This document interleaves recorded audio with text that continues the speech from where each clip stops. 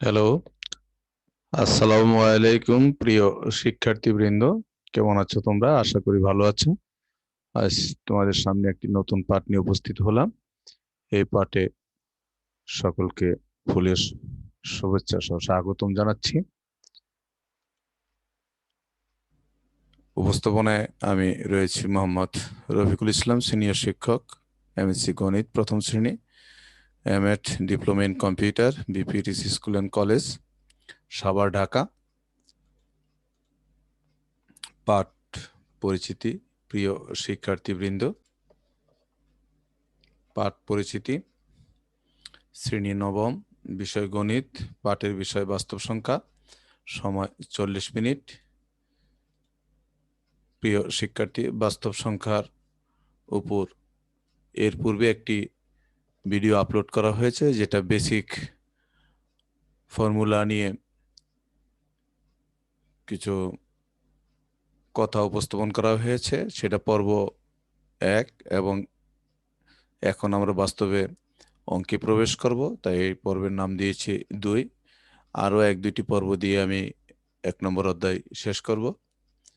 এখানেও 2-1টি অঙ্ক সমাধান করার চেষ্টা করব আমরা। চলো পাঠে যাওয়া যাক। প্রথম প্রশ্ন 9 নম্বর। এটাই তোমাদের প্রথম প্রশ্ন, কারণ 8 পর্যন্ত বহুনির্বাচনী প্রশ্ন রয়েছে। 9 নম্বর থেকে মূলত অঙ্ক শুরু। 9 নম্বর প্রশ্ন, প্রমাণ করো যে √5 একটি অমূলদ সংখ্যা। এখানে আরও আছে √2, √3, √5, √7। আমি একটি করে দিচ্ছি, অনুরূপভাবে অন্যান্যগুলো তোমরা করবে।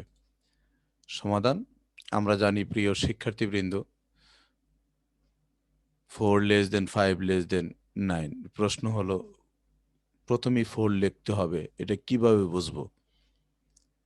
দেখো, √5 কে যদি আমরা হোল স্কয়ার করি তাহলে 5 পাই। 5টা অবশ্যই আমরা মধ্যখানে রাখবো। তো মধ্যখানে রাখলে 5-এর আগে পূর্ণবর্গ সংখ্যা, পূর্ণবর্গ সংখ্যা হলো 4, আর 5-এর পরের যে পূর্ণবর্গ সংখ্যা সেটা হলো 9। তা আমরা এখান থেকে বুঝতে পারি যে 5 কে স্কোয়ার, √5 কে স্কোয়ার করলে 5 পাবো। তাহলে যদি 5 পাই, তাহলে 5-এর আগের পূর্ণবর্গ সংখ্যা কত?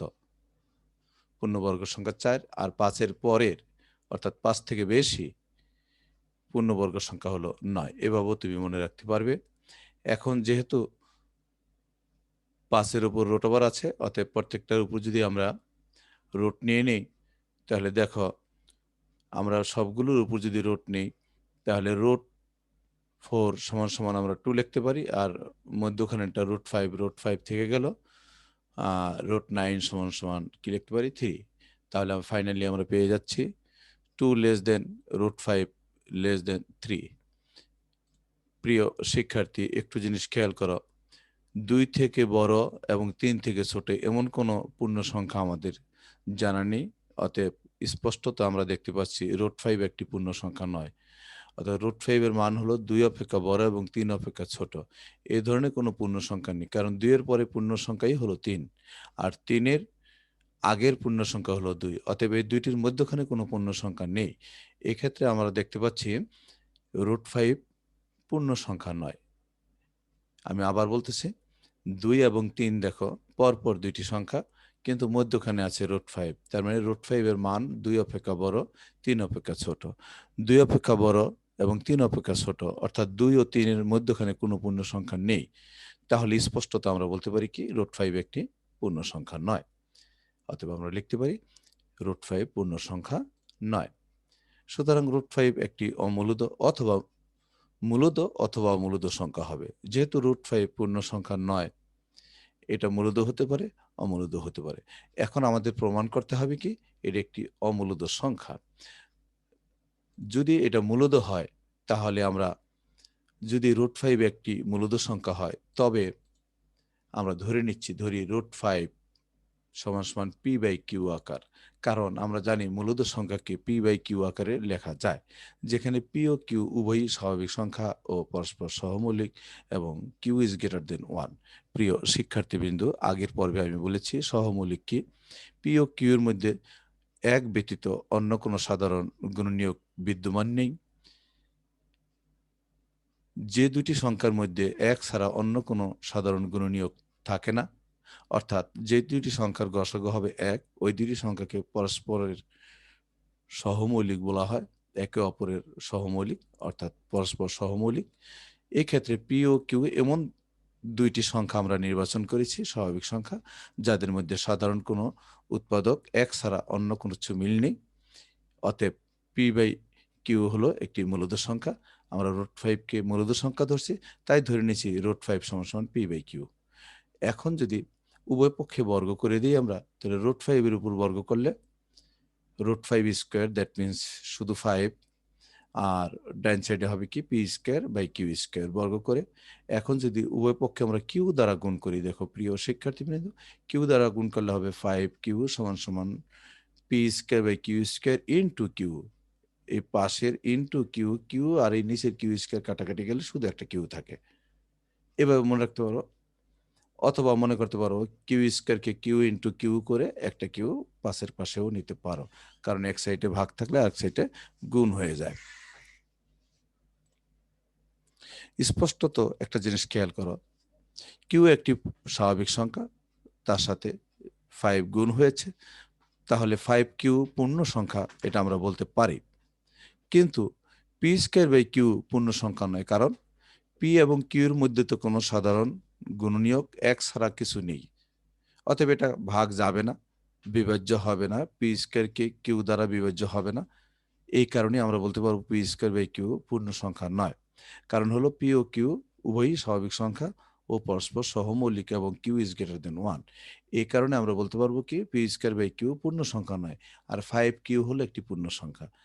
তাহলে একটা জিনিস খেয়াল করো, 5 কিউ আর পি স্কোয়ার বাই কিউ, যেহেতু 5 কিউ পূর্ণ সংখ্যা আর পি স্কোয়ার বাই কিউ এটা পূর্ণ সংখ্যা নয়, তাহলে এই দুটি কখনো সমান হতে পারে না।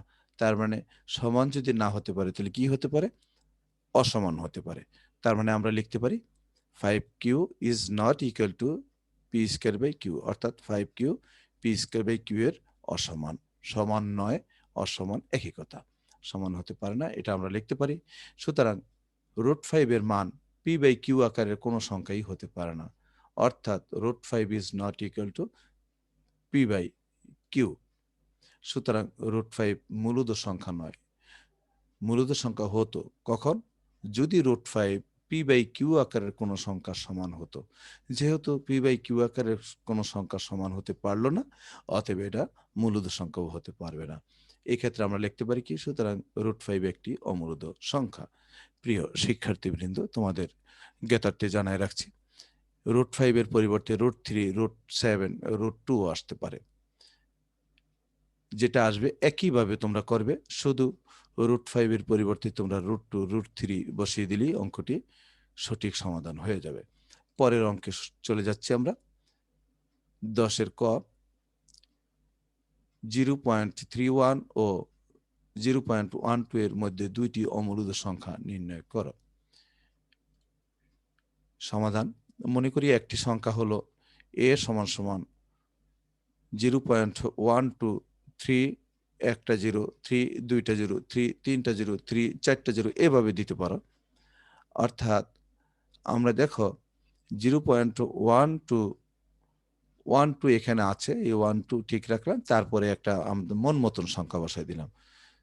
3-এর পর একটা শূন্য, 3-এর পর আবার দুইটা শূন্য, 3-এর পরে তিনটা শূন্য, 3-এর পর চারটা শূন্য, এইভাবে সাজাইতে পারো। তুমি ইচ্ছা করলে 3-এর পরিবর্তে 2ও ব্যবহার করতে পারতে, 1ও ব্যবহার করতে পারতে, তোমার ইচ্ছা স্বাধীন। এটা ধরে নেওয়া সংখ্যা, জাস্ট এক একজন এক একটা বসাইতে পারে, কল্পনা করে বসাইতে পারে। অপর সংখ্যা হলো b সমান সমান 0.12, আমরা ঠিক রাখলাম,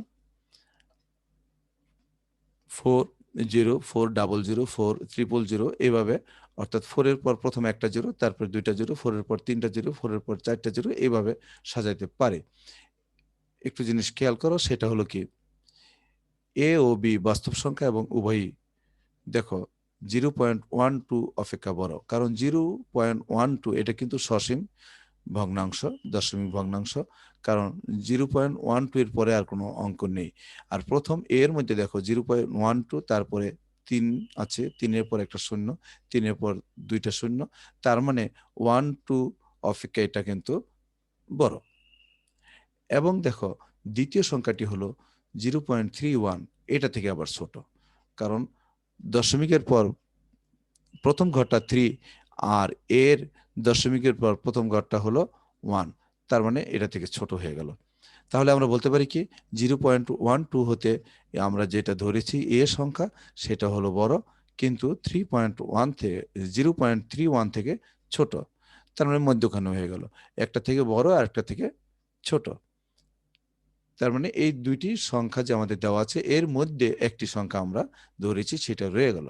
এবং আরেকটা জিনিস খেয়াল করো, সেটা হলো 0.12 থেকে আমরা যেটা বি ধরেছিলাম 0.12404004 ডট ডট লেস দেন 0.31, এটাও কিন্তু দেখো আমরা যে বি সংখ্যাটা ধরেছি সেটা হলো 0.12404004, এভাবে 000 আস্তে আস্তে জিরোর সংখ্যা বাড়বে, এটা হলো 12 থেকে বড় কিন্তু 0.31 থেকে ছোট, তার মানে এটাও ওই দুইটি সংখ্যার মধ্যখানে আছে এবং এইটি কি অমূলদ সংখ্যা।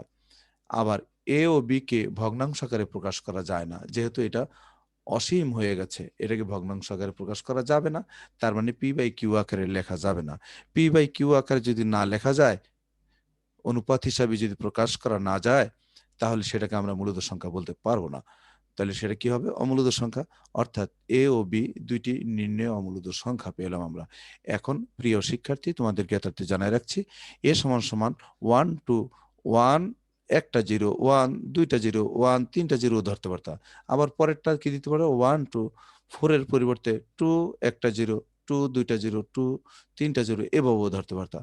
অর্থাৎ কল্পনা করে ধরে নিতে হইতো এখানে যে দুইটি সংখ্যা দেওয়া আছে তার মধ্যে একটি ছোট একটি বড়, ছোটটা থেকে বড় সংখ্যা হতে হবে, আর যেটা বড় তার থেকে ছোট হতে হবে, এমন ভাবে বিবেচনা করতে হবে।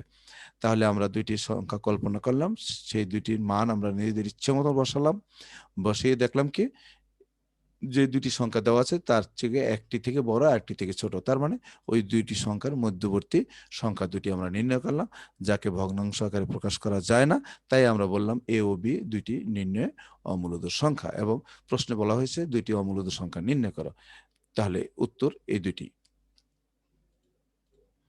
10-এর খ, একই টাইপের অঙ্ক দেখো, 1/√2 ও √2 এর মধ্যে দুইটি অমূলদ সংখ্যা নির্ণয় করো।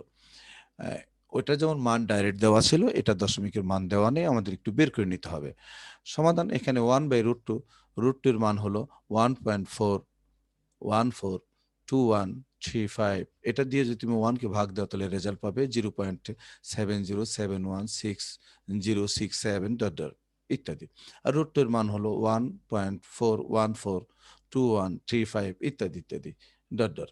আমরা 3 ঘর পর্যন্ত রেখেছি, অসুবিধা নেই, ইচ্ছা করলে তুমি ইচ্ছা করলে আরো রাখতে পারো। মনে করি তাহলে আমাদের এখানে দুইটি অমূলদ সংখ্যা নির্ণয় করতে বলছে। প্রিয় শিক্ষার্থী, প্রিয় শিক্ষার্থীবৃন্দ, প্রিয় শিক্ষার্থীবৃন্দ, একটা জিনিস খেয়াল করো, ওই আগের প্রশ্নটার মতনই হয়ে গেছিল, দুইটি অমূলদ সংখ্যা নির্ণয় করা। আসলে প্রশ্নটি হবে 1/√2 ও √2 এর মধ্যে একটি অমূলদ ও একটি মূলদ ও একটি অমূলদ সংখ্যা নির্ণয় করো। আমরা এখানে প্রথমে আমাদের 1/√2 এর মান বের করে নিতে হবে।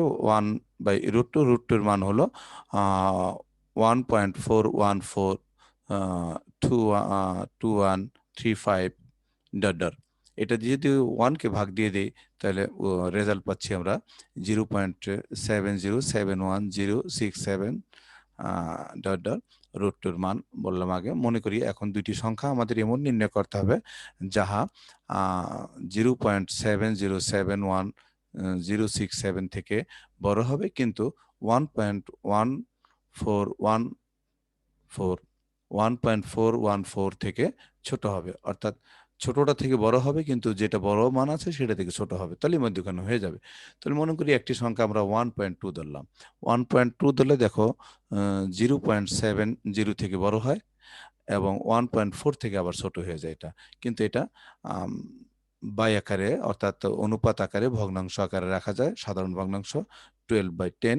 দশমিকের জন্য নিচে হরে 1 যাবে, আর দশমিকের পরে একটি ঘর আছে তাই একটা শূন্য যাবে, কাটাকাটি করলে উপরে 6 আর নিচে 5 বা 6/5। এটা অনুপাত আকারে প্রকাশ করা গেল, অর্থাৎ p/q আকারে প্রকাশ করা গেল। অতএব এই 1.2 হলো মূলদ সংখ্যা। এবং যেটা আমাদের এই দুইটি সংখ্যার মধ্যখানে অবস্থিত, আমরা যুক্তি দিয়ে দেখাবো। অপর সংখ্যা b = 1.303003 তিনটা 03 চারটা 0, এভাবে আমরা সাজাতে পারি।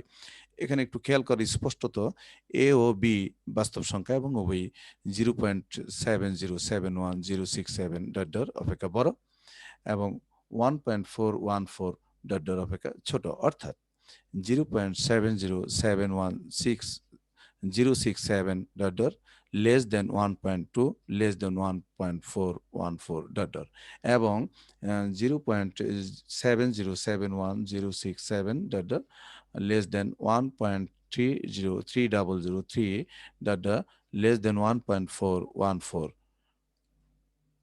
আবার একে ভগ্নাংশ আকারে প্রকাশ করা যায়, যেটা আমরা প্রথমে বলছিলাম 6/5 ভগ্নাংশ আকারে, অর্থাৎ অনুপাত আকারে প্রকাশ করছি। কিন্তু বি কে ভগ্নাংশ আকারে প্রকাশ করা যায় না, সাধারণ অনুপাতে প্রকাশ করা যায় না, লবহর দিয়ে প্রকাশ করা যায় না, কারণ এখানে অসীম দশমিক ভগ্নাংশ এটা একটা। সুতরাং এ একটি মূলদ সংখ্যা এবং বি একটি অমূলদ সংখ্যা। যেহেতু একে আমরা সাধারণ ভগ্নাংশ হিসাবে প্রকাশ করতে পারছি, অর্থাৎ দুইটি সংখ্যার অনুপাত হিসাবে প্রকাশ করতে পারছি, কিন্তু বি কে দুইটি সংখ্যার অনুপাত হিসাবে প্রকাশ করতে আমরা পারিনি।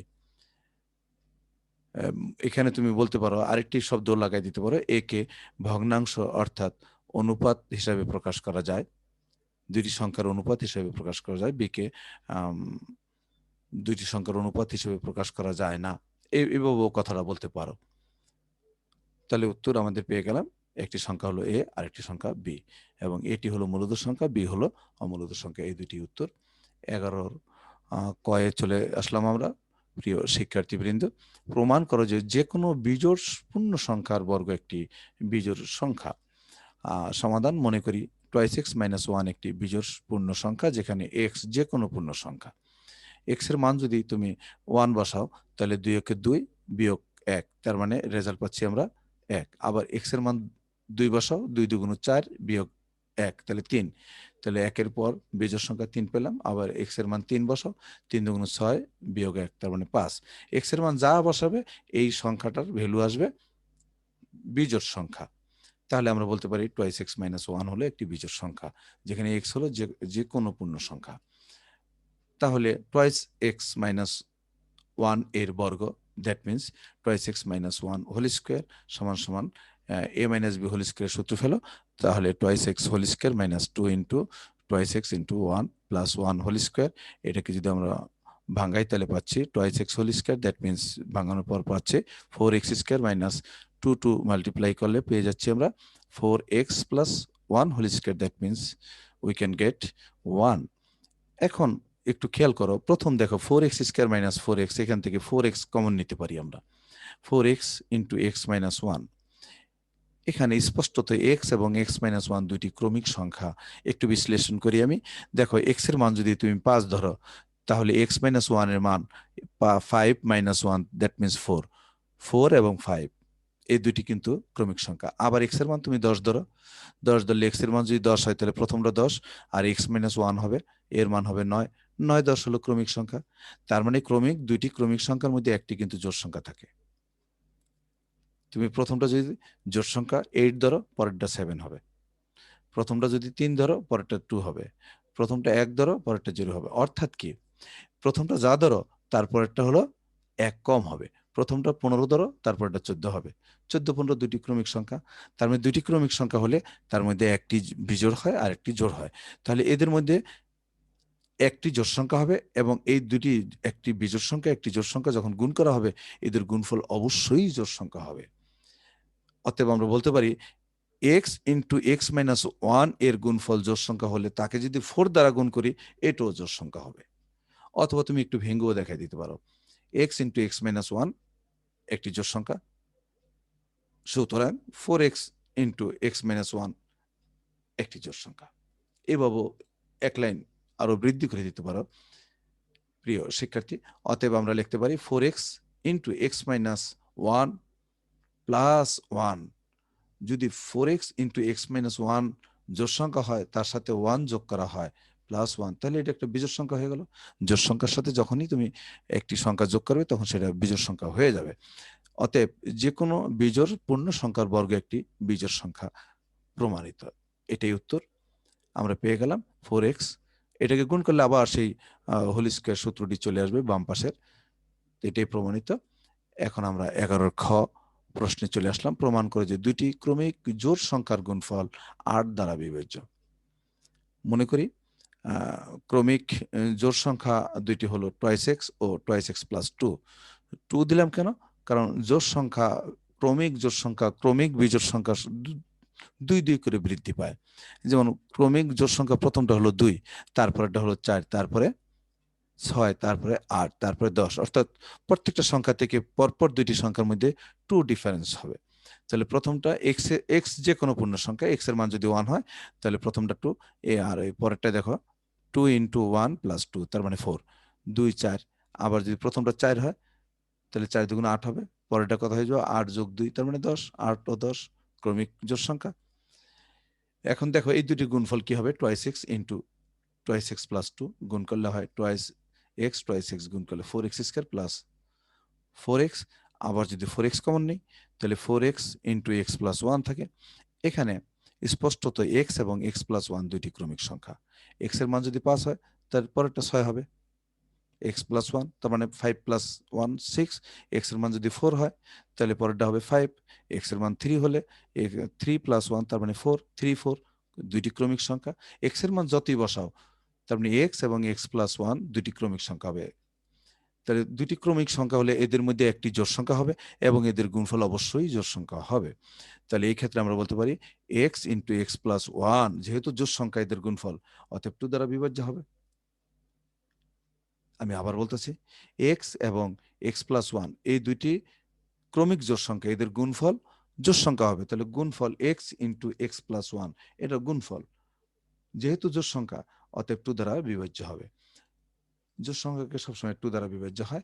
এখন একটা জিনিস খেয়াল করো, ওইটাকে যদি আমরা 4 দ্বারা গুণ করি বাম পাশে, 4x into x plus 1, x into x plus 1 ছিল 2 দ্বারা বিভাজ্য, তাকে 4 দ্বারা গুণ করলাম, তাহলে এদিকে ছিল 2 দ্বারা বিভাজ্য, 2 কে আবার 4 দ্বারা গুণ করলাম, 4 গুণন 2 সমান সমান 8 দ্বারা বিভাজ্য। তার মানে 4x ইন্টু এক্স প্লাস 1 8 দ্বারা বিভাজ্য। অতএব দুইটি ক্রমিক জোড় সংখ্যার গুণফল 8, যেহেতু অনেকে ভুল বুঝতে পারে 4 মনে করতে পারে, এখানে ব্র্যাকেটে লিখে দেওয়া হয়েছে 8 দ্বারা বিভাজ্য, প্রমাণিত। প্রিয় শিক্ষার্থীবৃন্দ, এতক্ষণ আমার সাথে ধৈর্য ধরে থাকার জন্য তোমাদের ধন্যবাদ জানাচ্ছি মনোযোগ সহকারে শোনার জন্য, এবং আমার এই পরবর্তী ভিডিও দেখার জন্য আমন্ত্রণ জানাচ্ছি। সাথে সাথে এই পর্ব 2 এখানেই শেষ করলাম। পরবর্তী ভিডিও আপলোড করব বীজগণিত অনুশীলনী 1 এর পর্ব 3।